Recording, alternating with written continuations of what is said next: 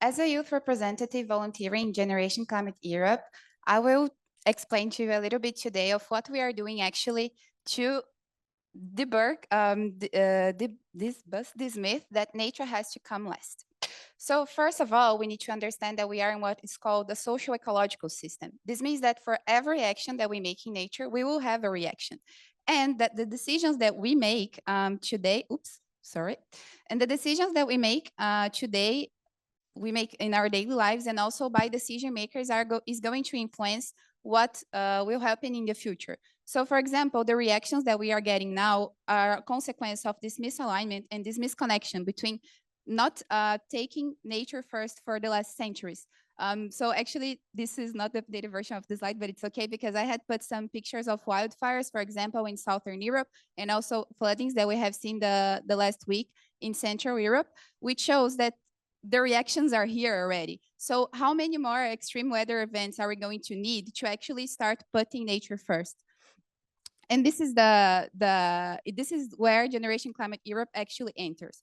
So just for you to understand a little bit the context that we work on. So we are the largest youth-led networks coalition in Europe, and we represent youth European citizens in environmental and climate issues in the European level. So our goal is to play an active role in EU decision-making and be heard on climate and environmental issues, as again, the decisions made here today will impact us now and in the future. So what we actually do in Generation Climate Europe to try to bring this value of nature first. Oops. So, for example, you see us attending meetings with presidency delegates. You will also see us in COPs. So we have yearly COP delegations to bring youth views and demands on discussions. We also prepare and send letters to ministries, and we also believe that by informing youth, for example, regarding nature-based solutions, with a recent document that we did with resources for youth. By informing them and actually putting youth in decision making, we will be able to bring this value of nature first, and we will be able to create a better future for us.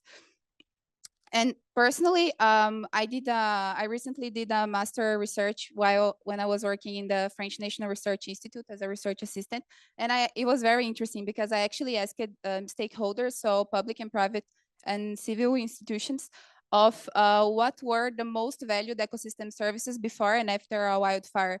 And for me, it was very interesting to see that actually the most values that were most valued by stakeholders were actually the social and the ecological values, and which usually is sometimes not what we expect, as we have this very economic view.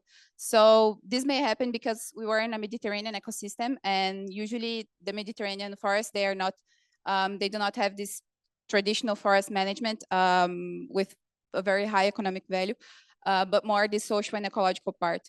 So what I want to bring is that it is up to all of us now. It's a little bit of what a previous speaker were saying, that we are preaching to those already converted. So actually it is up to all of us in our daily lives and also in our work to remember to bring the value of nature first, instead of considering that it always comes last, and it has always come last in these last years. I still have a little bit of time, and maybe I spoke a little bit faster than I planned.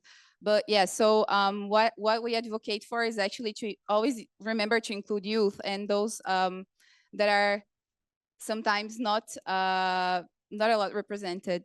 And because I mean, we are going to be in the working market soon, and we will bring the importance of bringing and always considering nature first. So it's only a matter of time. Yeah, thank you.